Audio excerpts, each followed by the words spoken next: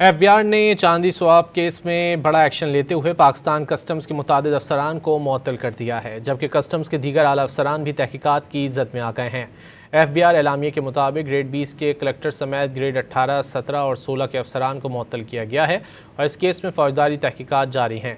FBR ने Pakistan customs के 5 अफसरान की मुअत्तली के बाज़ाब्ता नोटिफिकेशन भी जारी कर दिए।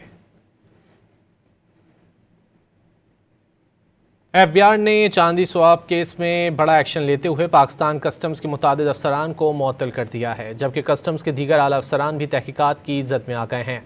एफबीआर एलामिया के मुताबिक ग्रेड 20 के कलेक्टर समेत ग्रेड 18, 17 और 16 के अफसरान को मुअत्तल किया गया है और इस केस में फौजदारी तहकीकात जारी हैं। एफबीआर ने पाकिस्तान कस्टम्स के 5 अफसरान की मुअत्तली के बाज़ाब्ता नोटिफिकेशन भी जारी कर दिए। एफबीआर ने चांदी स्वाप केस में बड़ा एक्शन लेते हुए पाकिस्तान कस्टम्स के मुतादिद अफसरान को मुअत्तल कर दिया है, जबकि कस्टम्स के दीगर आला अफसरान भी तहकीकात की इज्जत में आ गए हैं। एफबीआर एलामिया के मुताबिक ग्रेड 20 के कलेक्टर समेत ग्रेड 18, 17 और 16 के अफसरान को मुअत्तल किया गया है और इस केस में फौजदारी तहकीकात जारी हैं।